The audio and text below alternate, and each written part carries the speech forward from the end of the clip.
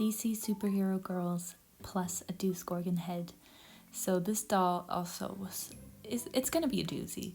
The main thing that we're working on first is the fact that I thought her hands were too small for her body. The DC superhero girl's proportions really befuddle me a bit. So I anchored some bits of wire into her hand and then just started sculpting on top of that, trying to figure out a hand shape that seemed elegant, that I also could like sturdily shape and attach to the armature that was in place, which is why one of her hands is going to have this weird little peace sign, thumbs up kind of moment going on. I think the one I'm sculpting now, because I could only get 2 pieces of wire to stick in, so the other fingers are just bent over. You can see me doing that here because I just wasn't sure that they were going to be sturdy. Yeah, funny little pose, but I guess it works. And then here she is. And first things first, we're gonna saw her head off because I thought that the DC superhero girls and the Deuce Gorgon head had the same size neck hole. And it turned out that it's just ever so slightly different. I think the Deuce neck hole is more shallow. So we're beheading her, pulling the neck plug out of her head.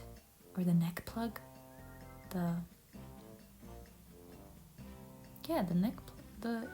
Yeah, fine. Here I'm showing you kind of what her hair looks like, I guess. There's too much happening. Anyways, I also thought her legs were too long, especially her calves. And let's see, I took a note on this.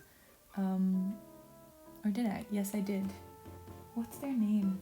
Zin Parker on Instagram is working with the DC superhero girls and is also shortening their legs. That gave me the idea actually, because it just made so much sense to me to shorten their legs a bit, make them more proportionate.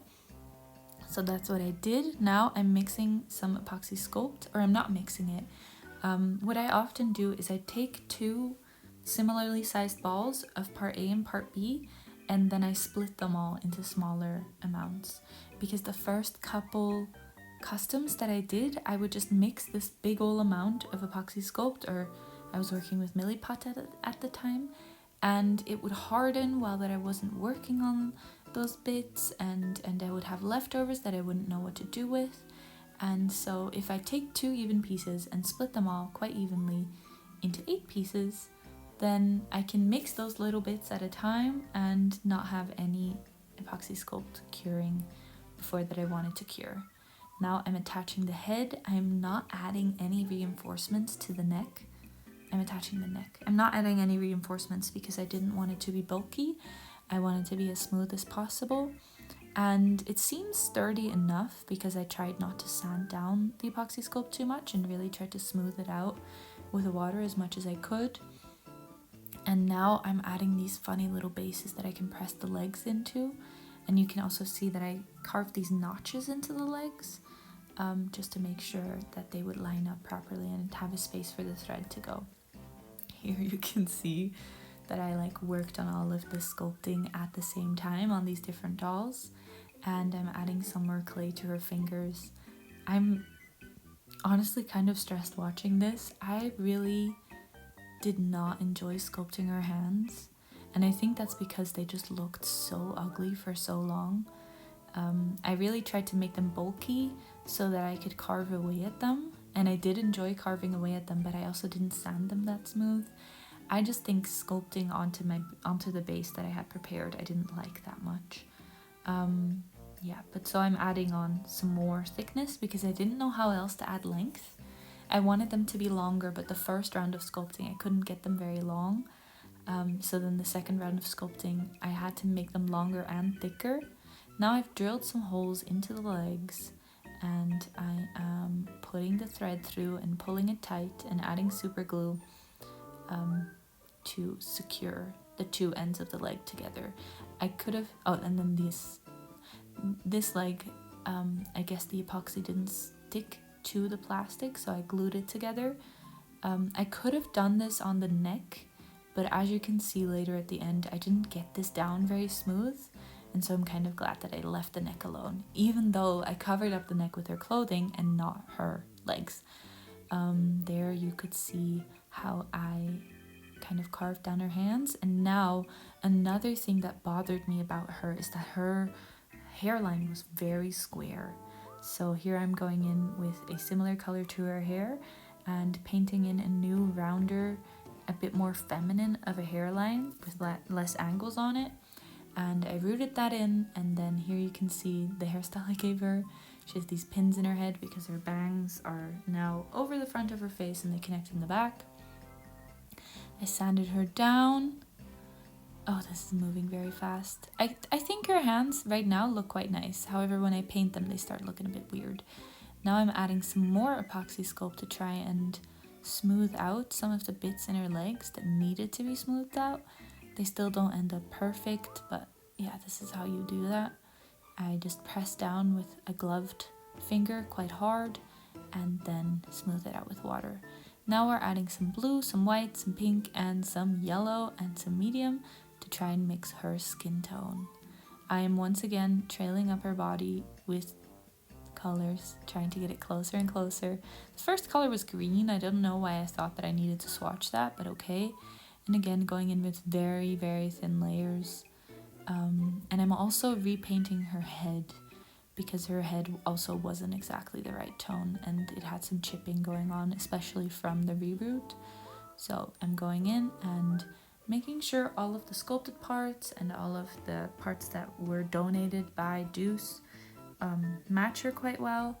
And I'm also just making sure that her face is an even base to start painting onto. There she is, all painted. Her hands at this point don't look that nice in my opinion, but that's fine. And there's her face. Do I not show you repainting her face? I guess I don't. I'm sorry about that. For the glitter, I think is the most important part. I used some actual makeup mixed with a glossy medium, and then what I just showed you, a real disaster happened, which is that I let her head sit in hot water to try and get her onto the neck peg, and it just like bubbled and looked horrible. And then when I tried to squeeze it onto the non-existent neck peg, it got even worse. So here I'm trying to clean it up with some, I'm moving so fast, with some acetone, and then I just painted over it again. That was just to smooth out the texture.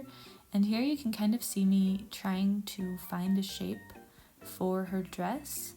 I'm really just cutting pieces and fitting them onto her, and then seeing where that we need a dart and sewing the dart, cutting off the excess fabric, and then trying it on her again. And that now fits her bust quite nicely.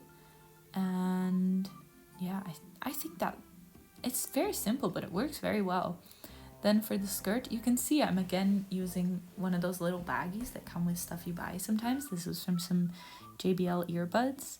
And I found some darts where I needed to put them. And here she is. I really love the way she turned out. Even though her face is quite textured, it's okay with me. And I just think I love the shimmer I used on her eyes. And I just think she looks so like evil but cool. For her rooting, you saw how I added a bit of rooting here around the edges. But because she is a Deuce sculpt, I actually could only root around the edges, and then this part here, let's bring Deuce in.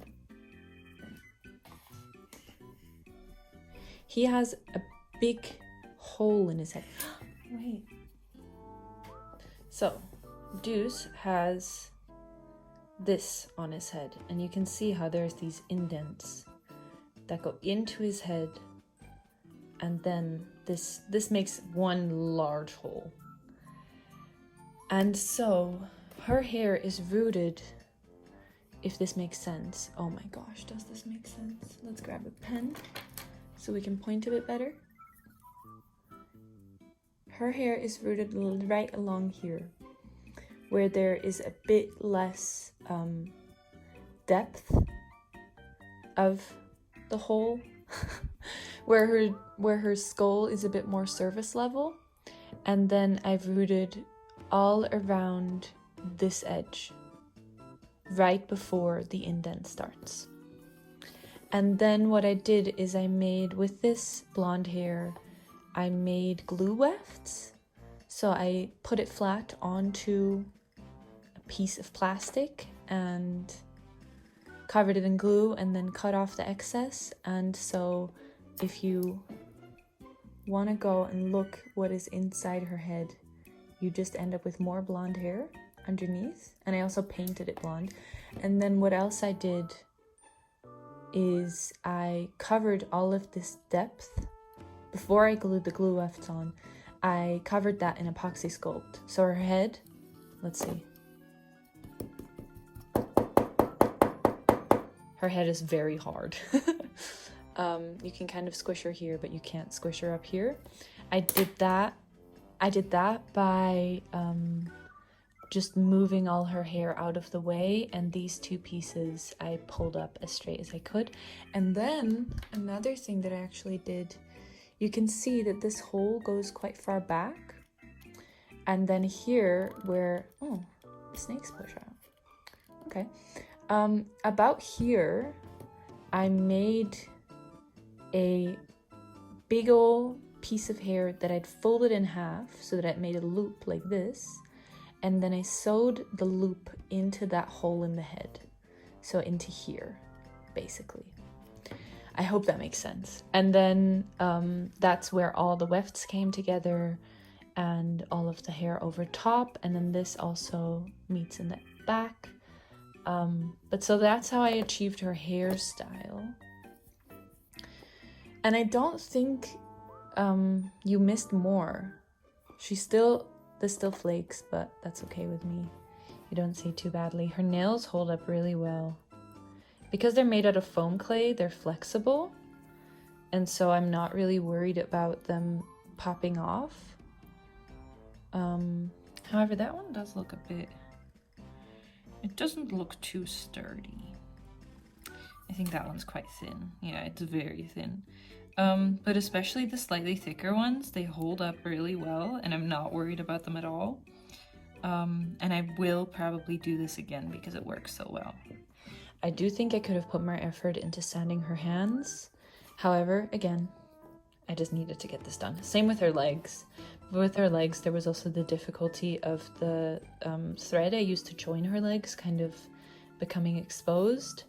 And I could have gone in with another round of epoxy to cover that, but I really didn't want to. So I didn't.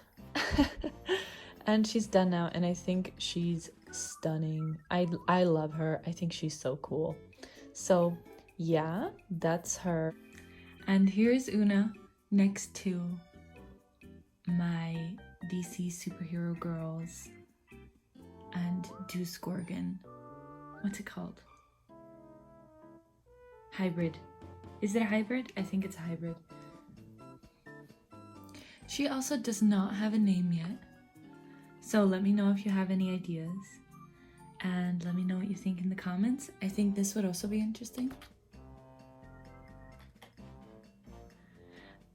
I thought it would also be interesting to show her next to Deuce. I think they have quite different faces. You can see that her jawline is a lot less square than his. And I also really shaved down this little bit on his eyebrow for her. So let me know if you have an idea for a name for her and what you think. And come back tomorrow. Thank you so much for watching. See ya!